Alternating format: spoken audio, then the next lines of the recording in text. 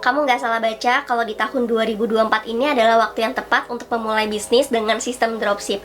Karena dengan sistem dropship ini kita sebenarnya nggak perlu melakukan banyak hal yang biasanya dilakukan oleh penjual yang punya banyak barang.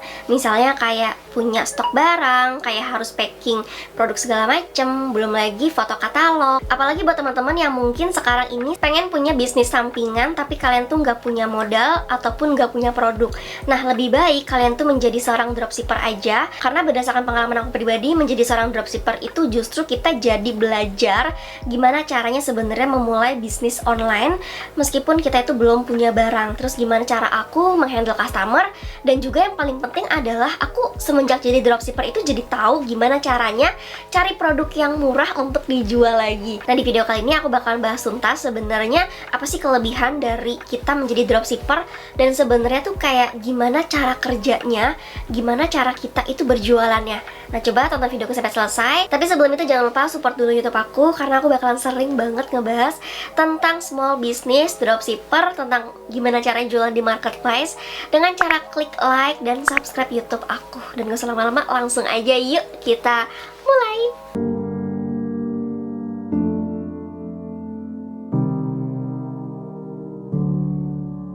Jadi berbeda di tahun 2017 pada saat aku pertama kali join sebagai dropshipper, kendala yang sering banget aku rasain adalah susahnya cari supplier, produk juga nggak bervariasi karena belum terlalu banyak yang jual.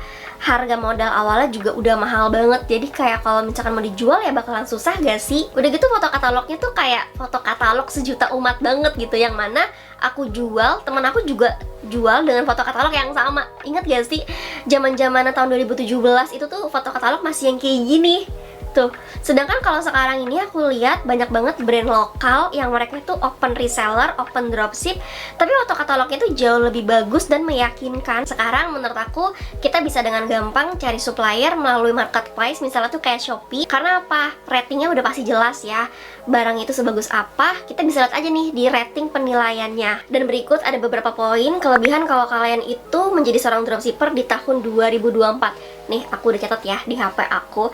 Jadi yang pertama itu kalau menurut aku pribadi, varian produk zaman sekarang itu lebih banyak karena kayak lebih banyak produk lokalnya guys. Udah gitu juga foto katalognya lebih bagus dan menarik pastinya dibanding dengan zaman di saat aku memulai bisnis dropship di tahun 2017.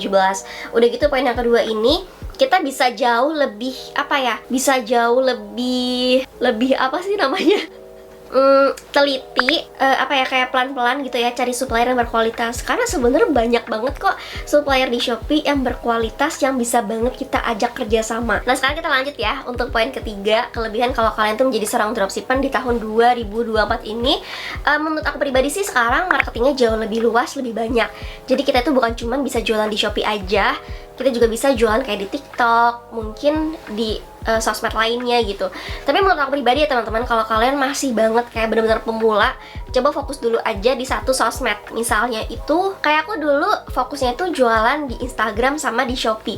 Jadi dengan begitu aku akan jauh lebih fokus dan terarah kira-kira marketing aku itu mau di mana. Dan lanjut sekarang yang keempat ini adalah kalau misalnya kita jadi seorang dropshipper itu pastinya kita itu bisa menentukan harga jual sendiri kan. Tapi hati-hati kalau menentukan harga jual dropship, keuntungan yang kita ambil untuk pemula itu jangan terlalu banyak, karena kita itu kan sedang bersaing ya teman-teman dengan mungkin dropshipper lainnya.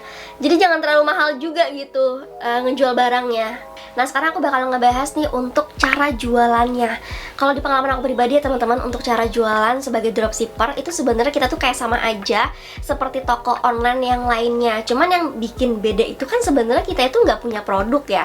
Tapi secara toko itu kita memang harus sebagus mungkin, jangan sampai kelihatan kayak seorang dropshipper. Oke? Jadi mulai dari kayak foto katalognya pun kita memang harus pilih-pilih supplier yang kalau bisa tuh beda gitu ya ngejual produknya.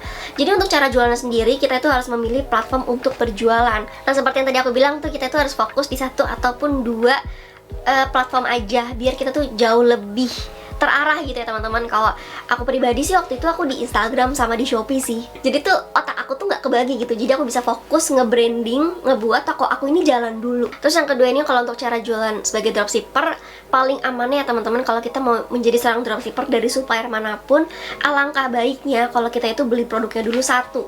Jadi kalian tuh harus bisa menjadi seorang dropshipper yang punya modal di awal.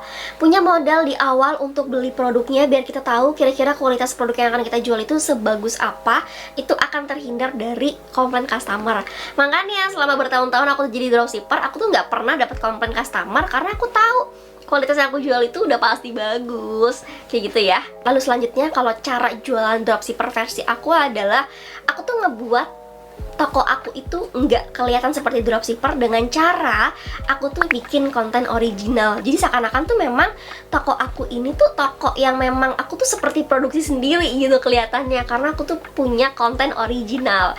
Nah, konten original itu produknya dari mana, Kak? Nah, maka dari itu seperti yang tadi aku bilang, beli produknya di awal. Jadi kita itu harus kombinasikan antara produk yang kita buat sendiri dengan produk yang memang udah ada dari supplier gitu ya teman-teman. Jadi jangan 100% yang ada di sosial media kita itu plak banget itu adalah kontennya dari supplier, karena itu akan sama aja dengan dropshipper yang lainnya.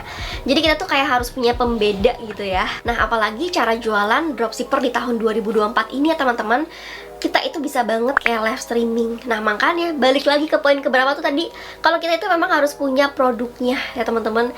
Jadi kamu coba cari supplier ya, lalu kalian tuh beli produknya di awal. Misalkan beli satu dulu deh, oh udah oke nih produknya.